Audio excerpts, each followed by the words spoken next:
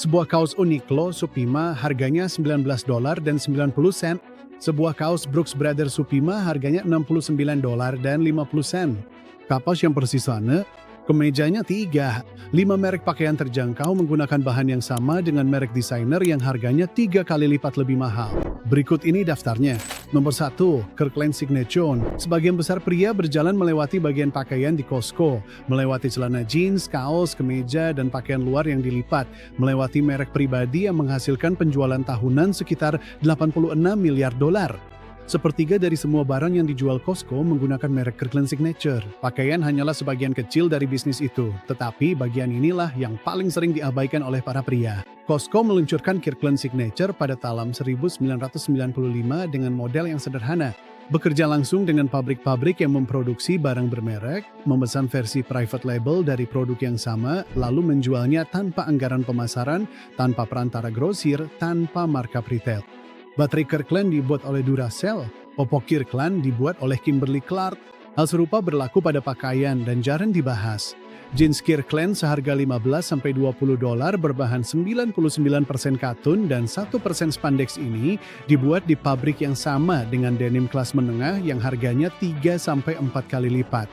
Kaos isi 3 dijual $6–9, kemeja formal hanya $30–40.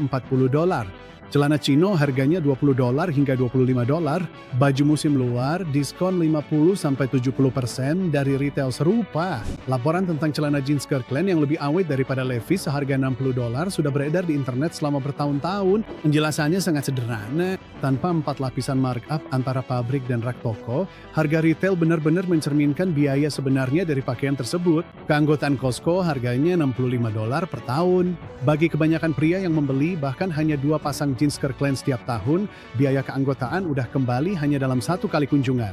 Balikan celana jeans Kirkland manapun, hitung jahitan per inci, dan bandingkan dengan celana jeans di toko serba ada yang harganya 3 kali lipat lebih mahal. Konstruksinya seringkali identik, perbedaannya terletak pada labelnya.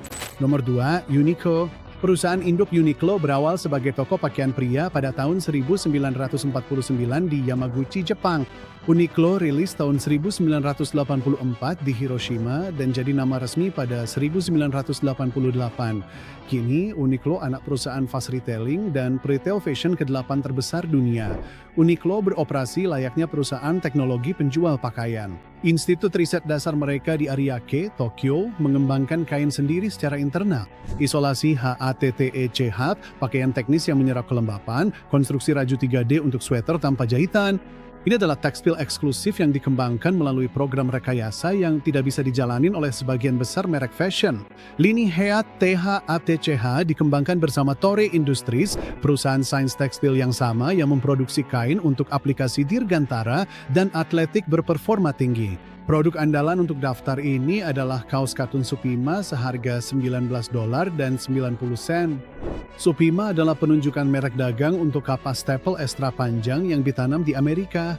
Kurang dari 1% produksi kapas global yang memenuhi syarat. Ini adalah kualitas yang sama yang digunakan oleh Brooks Brothers dalam kemeja mereka seharga $69.50 dan oleh label pakaian pria premium dengan harga $100 ke atas. Dengan harga $19,90, Uniqlo menghadirkan kapas tersebut dengan kontrol kualitas manufaktur khas Jepang. Berat, rasa di tangan, konstruksi jahitan, dan kestabilan leher semuanya diverifikasi sebelum kaos-kaos itu keluar dari pabrik. Untuk denim, Uniqlo bekerja sama dengan Kaihara, salah satu pabrik denim premium terkemuka di Jepang. Kaihara didirikan pada tahun 1893 dan dianggap sebagai tulang punggung produksi denim Jepang. Pabrik yang sama juga memasok kain untuk beberapa merek selvedge warisan. Lini selvedge Uniqlo seharga $50 menggunakan denim yang ditenun di mesin tenun Kaihara di Hiroshima. Mesin yang sama yang menghasilkan jeans warisan Jepang seharga $200. Perbedaannya ada pada finishing dan labelnya, bukan pada sumber kainnya.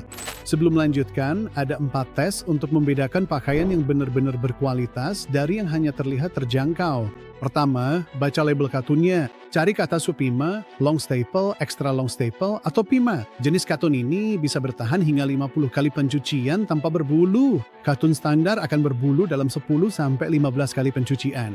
Kedua, hitung jumlah jahitan per inci. Balik pakaian ke dalam, cari bagian jahitan, lalu ukur 1 inci. Konstruksi premium biasanya memiliki 8-12 jahitan per inci. Konstruksi biasa hanya 5-7 jahitan. Ketiga, negara asal hanya memberi sinyal sebagian. Pabrik di Jepang, Amerika, dan Portugal umumnya punya standar lebih tinggi. Tapi, perusahaan yang mengendalikan lini produksi jauh lebih penting daripada negara yang tertera di label. Operasional Uniqlo di Vietnam dijalankan di bawah pengawasan Jepang dengan standar Jepang. Keempat, uji cuci. Jika kaos $30 tetap bagus usai 50 kali cuci dibanding kaos $150 yang baru 10 kali cuci, jawabannya jelas. Ketiga, Lands' End. Berdiri 1963 di Chicago oleh Gary Comer.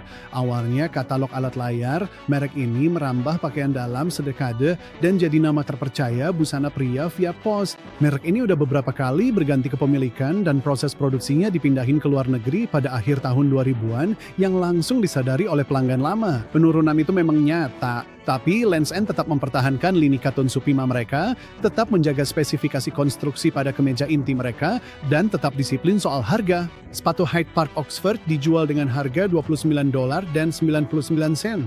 Katun Supima hasil budidaya Amerika, finishing tanpa setrika, kerah kancing presisi, tenunan pinpoint lebih padat dan lebih halus daripada kain Oxford standar.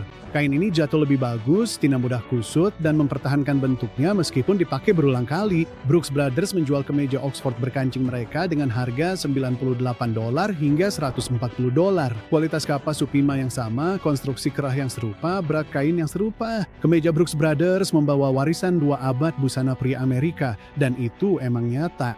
Tapi pada Selasa pagi, di balik jas, kemeja Lands' End $30 dan Brooks Brothers $140 berfungsi serupa. Setelah 50 kali cuci, kemeja Lands' End masih tampak layak. Mereka juga tetap menyediakan ukuran tradisional, pas badan, hingga besar dan tinggi. Pilihan lengkap yang kini jarang ditemukan pada merek lain. Para pria yang mengetahui hal ini biasanya membeli 6 sekaligus. Nomor 4, LL Bean. Didirikan pada tahun 1912 di Freeport, Maine oleh Leon Woodbine. Masih dimiliki secara pribadi, masih dikelola oleh keturunan dari keluarga pendiri. 113 tahun kepemilikan keluarga dalam skala ini langka di retail pakaian. Merek ini berawal dari satu produk, sepatu berburu Maine, kini disebut Bean Boot. LL Bean merancangnya tahun 1911, menjual 100 pasang pertama, namun 90 dikembalikan karena rusak. Ia merefund semua pelanggan, mendesain ulang, dan menjamin versi barunya seumur hidup. Jaminan itu menjadi fondasi dari merek ini. Bean Boot telah diproduksi secara terus-menerus selama lebih dari 100 tahun dengan desain yang pada dasarnya tidak berubah dan masih dibuat di Maine, bukan hanya dirakit di Maine. Bagian bawah karet dicetak di Lewiston, kulit atas dijahit di Brunswick. Saat sol karet aus setelah dipakai 10 tahun lebih, L. Bean akan menjual ulang sepatu, bukan membuangnya. Bean Boot dijual seharga $149, sepatu buat kulit dan karet buatan Amerika yang dirancang untuk bisa diganti solnya tanpa batas, didukung oleh jaminan yang udah berusia 1 abad. Kemeja chamois, flanel katun tebal yang awalnya dirancang untuk para pemburu di Maine pada tahun 1920-an, dijual seharga $45. Jaket lapangan harganya sekitar $100. Tas Boat and Tote dari kanvas yang pertama kali diperkenalkan pada tahun 1944 dijual seharga $35 dan dibuat di Maine. Ini bukanlah upaya menghidupkan kembali warisan budaya. Produk-produk tersebut sama diproduksi terus-menerus dengan harga yang hampir tidak mampu mengimbangi inflasi. Nomor 5, Dickies. Pada tahun 1918 di Bryan, Texas, C.N. Williamson dan E.E. Colonel Dickey memulai bisnis kendaraan dan perlengkapan kuda. Pada tahun 1922, mereka mendirikan Williamson Dickey Manufacturing Company di Fort Worth, Texas, dan beralih dari perlengkapan kuda ke pakaian kerja. Pada tahun 1930-an, ketika depresi besar menghancurkan sebagian besar produsen pakaian, Williamson Dickey justru berkembang. Para pekerja membutuhkan pakaian yang lebih tahan lama, dan Dickey semakin menekankan daya tahan dengan harga yang terjangkau. Pada tahun 1967, Dickies meluncurkan celana kerja original 874. Celana ini telah diproduksi terus-menerus sejak saat itu. Secara fungsional hampir tidak berubah selama hampir 6 dekade. Celana 874 dijual seharga $30. 65% polyester, 35% kain twill katun, jahitan 3 jarum di titik-titik rawan, lapisan anti noda, lipatan permanen, potongan yang dirancang untuk pria yang bekerja fisik sungguhan selama 8 hingga 12 jam sehari. Celana 874 memiliki 10 hingga 11 jahitan per inci. Lapisan anti noda menahan minyak, gemuk, cat, dan sisa makanan yang biasanya merusak kain standar. Lipatan permanennya tetap bertahan meski dicuci secara industri. Chino bergaya workwear designer seharga $150 hingga $250 hanya meniru tampilan 874 tanpa meniru konstruksinya. Hanya 7-8 jahitan per inci.